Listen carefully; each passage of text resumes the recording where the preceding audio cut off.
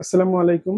হজম শক্তি বাড়ানোর জন্য যে ৩ টি খাবার আছে, তার মধ্যে ১ নম্বরে হচ্ছে ব্যাকটেরিয়া, ২ নম্বরে হচ্ছে ফাইবার এবং ৩ নম্বরে হচ্ছে এনজাইম।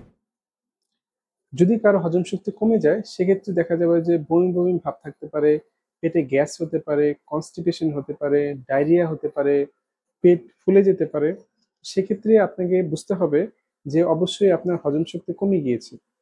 সেক্ষেত্রে আপনি ঘরোয়া পদ্ধতিতে কিভাবে এই ৩ টি বিষয় লক্ষ্য করলে আপনি আপনার এই কনস্টিপেশনের সমস্যা অথবা ডায়রিয়ার সমস্যা অথবা পেটের যেকোনো সমস্যাকে আপনি দূর করতে পারবেন, এটিই জন্যই আজকের ভিডিও। ১ নম্বরে আছে ব্যাকটেরিয়া। ব্যাকটেরিয়া বলতে আমরা কিন্তু খারাপ দিকটাই বুঝে থাকি। আমরা চিন্তা করে থাকি হয়তো ব্যাকটেরিয়া আমাদের শরীরের জন্য ক্ষতিকর। যেমন হেলিকোব্যাক্টের পাইলোরি ব্যাকটেরিয়া, এটা আমাদের স্টমাকে থাকে বা আমাদের পরিপাকতন্ত্রে থাকে। এটা কিন্তু আমাদের জন্য ক্ষতিকর। এটা কিন্তু আমাদের গ্যাস্ট্রাইটিস থেকে শুরু করে আলসার পর্যন্ত হতে পারে। এছাড়া ক্যান্সার পর্যন্ত হতে পারে। মানে স্টমাকে ক্যান্সার হতে পারে এই হেলিকোব্যাক্টের পাইলোরির জন্য। কিন্তু এই খারাপ ব্যাকটেরিয়ার পাশাপাশি কিন্তু আরো ভালো কিছু ব্যাকটেরিয়া রয়েছে। For example lactobacillus bacteria, eubacterium bacteria, bifido bacteria. এখন জেনে নিয়ে যাক এই ব্যাকটেরিয়াগুলো কিভাবে আমাদের ডাইজেশনে হেল্প করে থাকে এবং আমাদের যে খাবার যে পরিপাক হওয়া এটাকে কিভাবে এরা সাহায্য করে থাকে। এই গুড ব্যাকটেরিয়াগুলো কিন্তু আমাদের ডাইজেস্টিভ ট্র্যাক্ট অথবা আমাদের যে পরিপাকতন্ত্র আছে এগুলোর মাইক্রোবিয়ামেরই অংশ। আমাদের শরীর এমন কিছু ফাইবার এবং এমন কিছু জিনিস হজম করতে পারে না, এই ব্যাকটেরিয়াগুলো কিন্তু সেগুলোকে হজম করে ফেলতে পারে এবং আমাদের বডিতে অ্যাবজর্ব করতে সাহায্য করে। সেই সাথে এগুলা আমাদের শরীরের ফুড অ্যাবজর্পশনের মাধ্যমে ভিটামিন বি, ভিটামিন কে আমাদের শরীরের মধ্যে উৎপাদন করতে এবং পুষ্টি উৎপাদনে সাহায্য করে থাকে। এছাড়া এই গুড ব্যাকটেরিয়াগুলো সিনথেসাইজ করে থাকে শর্ট চেইন ফ্যাটি অ্যাসিড, যেগুলো আমাদের ডাইজেশনের জন্য এবং আমাদের স্টমাকের জন্য খুবই ভাইটাল এবং খুবই প্রয়োজনীয় একটা উপাদান। এছাড়া এই ব্যাকটেরিয়াগুলো আমাদের শরীরে মিনারেলকে অ্যাবজর্ব করতে সাহায্য করে। এছাড়াও আমাদের যে প্যাথোজেন আছে যেটা আমাদের জন্য ক্ষতিকর, মানে এটার এগেনস্টে ফাইট করতে সাহায্য করে। এটা আমাদের সেই সাথে হেলদি একটা ডাইজেস্টিভ সিস্টেম দিয়ে থাকে। এছাড়া এটি আমাদের ইমিউনিটি সিস্টেমকেও কিন্তু সাপোর্ট করে, ইমিউনিটি সিস্টেমকেও হেল্প করে থাকে। এখন জেনে নেওয়া যাক কোন কোন খাবারের মধ্যে এই গুড ব্যাকটেরিয়ার পরিমাণ অনেক বেশি থাকে। তার মধ্যে ১ নম্বরে হচ্ছে টক দই। আমাদের শরীরে অক্সিডেটিভ ফসফোরিলেশন হয়ে থাকে, যেটা আমাদের জন্য অনেক ক্ষতিকর। টক দইয়ে থাকা যে জীবিত ব্যাকটেরিয়াগুলো থাকে, এই জীবিত ব্যাকটেরিয়াগুলোর কাজ হচ্ছে এই অক্সিডেটিভ ফসফোরিলেশনকে গতিকে কমিয়ে দেওয়া। মানে হচ্ছে যখন নাকি এটার গতি কমে যাচ্ছে, সেক্ষেত্রে কিন্তু আমাদের বডিতে এই অক্সিডেশনের কারণে যে ক্ষতিগুলো হচ্ছে, সেটাকে কিন্তু আস্তে আস্তে এই ব্যাকটেরিয়ার মাধ্যমে আমরা কমিয়ে ফেলতে পারি। এবং সবসময় একটা কথা মনে রাখবেন, আপনারা অবশ্যই টক দই খাবেন, কারণ টক দইয়ের মধ্যে গুড ব্যাকটেরিয়াগুলো জীবিত অবস্থায় থাকে। এছাড়াও আছে ক্যাফির, সাওয়ার ক্রাউচ, কিমচি, মিসো, পনির এবং বাটার মিল্ক। এনজাইম, আমাদের শরীরের ভেতরে কিছু এনজাইম থাকে, সেগুলো কিন্তু আমাদের ডাইজেস্টিভ এনজাইম হিসেবে পরিচিত এবং এই ডাইজেস্টিভ এনজাইমগুলো আমাদের পরিপাকে কিন্তু সাহায্য করে থাকে। For example amylase enzyme. এই অ্যামাইলেজ এনজাইমটা পাওয়া যায় হচ্ছে আমাদের মুখে যে স্যালাইভা থাকে সেখানে পাওয়া যায় এবং পেনক্রিয়েটিক জুসের মধ্যে কিন্তু পাওয়া যায়। এদের কাজ হচ্ছে যখন আমরা খাবার খাচ্ছি সেটাকে গ্লুকোজে কনভার্ট করা। ফর এক্সাম্পল আপনি কার্বোহাইড্রেট জাতীয় কোনো খাবার খাচ্ছেন, এই কার্বোহাইড্রেট জাতীয় খাবারকে এই অ্যামাইলেজ এনজাইমগুলো সে ছোট ছোট অংশে বিভক্ত করে ফেলে এবং সেটাকে গ্লুকোজে কনভার্ট করে ফেলে। সেই কার্বোহাইড্রেটগুলো কি কি? ১ নম্বর হচ্ছে ভাত, তারপর হচ্ছে রুটি, গম, আলু ইত্যাদি। সেকেন্ড ওয়ান হচ্ছে প্রোটিয়েজ এনজাইম। ফর এক্সাম্পল আমাদের যে গ্যাস্ট্রিক থাকে বা স্টমাক থাকে সেখানে থাকে হচ্ছে পেপসিন এনজাইম এবং স্মল ইন্টেস্টাইনে থাকে হচ্ছে ট্রিপসিন এনজাইম। এগুলো বেসিক্যালি প্রোটিন জাতীয় যে খাবারগুলো আছে, যেমন আমরা মাংস খাচ্ছি, সেগুলোকে আস্তে আস্তে ব্রেক ডাউন করে ফেলে এবং ব্রেক ডাউন করে আস্তে আস্তে স্মলার পেপটাইডে কনভার্ট করে ফেলে এবং সেটা থেকে অ্যামাইনো অ্যাসিডে কনভার্ট হয়ে যায়। লাইপেজ এনজাইম, এই ডাইজেস্টিভ এনজাইমটার কাজ হচ্ছে আমরা যে ফ্যাট জাতীয় যে খাবারগুলো খাচ্ছি, এই ফ্যাট জাতীয় খাবারগুলোকে সে ফ্যাটি অ্যাসিড এবং গ্লিসারলে কনভার্ট করে থাকে এবং এটা পাওয়া যায় আমাদের পেনক্রিয়াসে।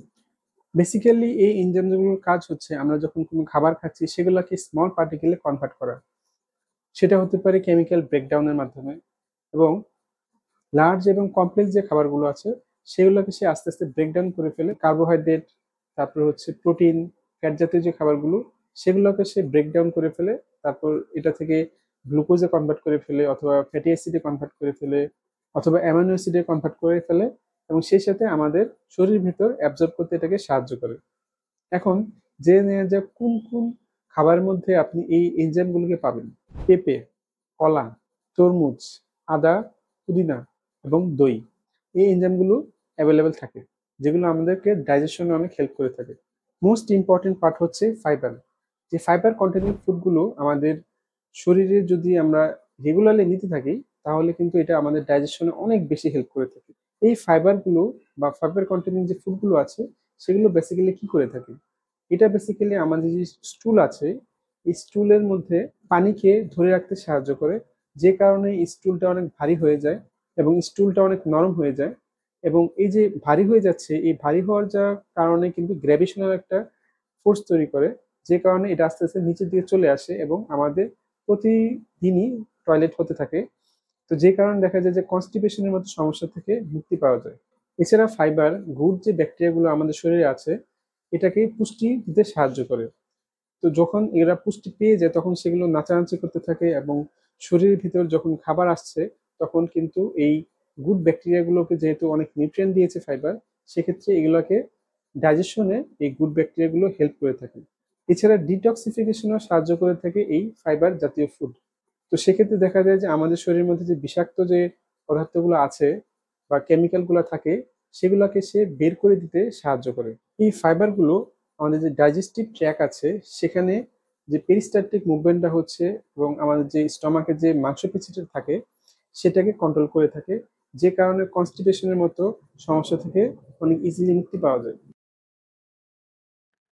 আসুন ভিডিও অ্যানিমেশনের মাধ্যমে দেখে নেওয়া যাক কিভাবে এই ফুডগুলো আমাদের পেরিস্টালটিক মুভমেন্টের মাধ্যমে আমাদের অন্ত্রের মধ্যে দিয়ে যেতে যেতে আমাদের শরীর থেকে বের হয়ে যায়।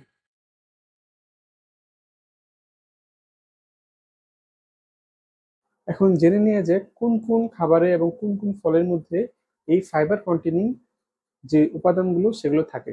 এর মধ্যে এক নম্বরে হচ্ছে আপেল, কলা, এছাড়াও আর আছে ওটস, তারপর হচ্ছে লাল চাল, লাল আটা অথবা গম। সবজির মধ্যে আছে গাজর, পালং শাক, ব্রকলি, এছাড়াও আছে ইসবগুলের ভুসি। এই ইসবগুলের ভুসিটা বেসিক্যালি আমাদের যে স্টুলটা তৈরি হচ্ছে, এই স্টুলের মধ্যে একটা আবরণ তৈরি করে ফেলে, যে কারণে দেখা যায় যে আমাদের স্টুলটা অনেক ইজিলি আমাদের শরীর থেকে বেরিয়ে যেতে পারে এবং কোনো রকম সমস্যা ছাড়াই। তো সেক্ষেত্রে আপনি রাত্রে 2 চামচ ইসবগুলের ভুসি খেয়ে নিতে পারেন এবং মিক্সড করে সাথে সাথে আপনি খেয়ে নেবেন, রেখে দেওয়ার দরকার নেই। তবে এই ফাইবার কন্টেনিং ফুডগুলো আপনি হঠাৎ করে বাড়িয়ে ফেলবেন না, আপনি আস্তে আস্তে বাড়াবেন। সাপোজ আপনি প্রথম দিন একটা কলা খেলেন, এর 2 দিন পর আপনি 2টা কলা খাবেন। So আস্তে আস্তে করে আপনি এটা বাড়াবেন, তা না হলে কিন্তু পেটে ফাঁপা ফাঁপা একটা ভাব তৈরি হতে পারে। এছাড়া ইম্পর্টেন্ট কিছু টিপস আমি বলে দিচ্ছি, যেগুলো আপনাদেরকে পরিপাকে অথবা ডাইজেশনে হেল্প করতে পারে। এর মধ্যে এক নম্বরে হচ্ছে, আপনি যখন খাবেন, খাওয়ার সময় আপনি পানি খাবেন না অথবা সফট ড্রিঙ্কস খাবেন না অথবা ঠান্ডা জাতীয় কোনো খাবার খাবেন না। এখন যদি আপনি খাবার সময় যদি ঠান্ডা জাতীয় কোনো খাবার খেয়ে ফেলেন বা ঠান্ডা পানি খেয়ে থাকেন বা ঠান্ডা সফট ড্রিঙ্কস খেয়ে থাকেন, সেক্ষেত্রে আমাদের স্টমাকের যে ব্লাড ভেসেলগুলো আছে অথবা ডাইজেস্টিভ ট্র্যাকের যে ব্লাড ভেসেলগুলো আছে, সেগুলো আস্তে আস্তে সংকুচিত হতে থাকে, যে কারণে পরিমাণ মতো যে খাবার দরকার আমাদের শরীরে, এই পরিমাণ মতো খাবারগুলো আমাদের শরীরে ঢুকতে পারে না, মানে হচ্ছে স্টমাকের ভিতরে সেগুলো ঢুকতে পারে না, যে কারণে আমাদের ন্যাচারাল যে প্রসেসটা আছে ডাইজেশনের, সেটাতে বাধা পায় এবং যে কারণে নিউট্রিয়েন্ট গুলো আমাদের শরীরে অ্যাবজর্ব হতে পারে না প্রপারলি এবং আমরা খাবার থেকে প্রপার ওয়েতে আমরা নিউট্রিশন গুলো পাই না। এছাড়া এই ঠান্ডা পানি খাওয়ার কারণে এগুলো কিন্তু অ্যাসিডের সাথে খাবারগুলো খুব ভালোভাবে এগুলো মিশতে পারে না। সো হজমে সমস্যা হতে পারে, অনেক সময় বদহজম হতে পারে অথবা পেট ফুলে যেতে পারে, অ্যাসিডিটি বেড়ে যেতে পারে, ঢেকুর আসতে পারে। তাই খাবার পর মিনিমাম 30 মিনিট অথবা 45 মিনিট পর আপনি পানি খাবেন এবং অবশ্যই ঠান্ডা পানি খাবেন না।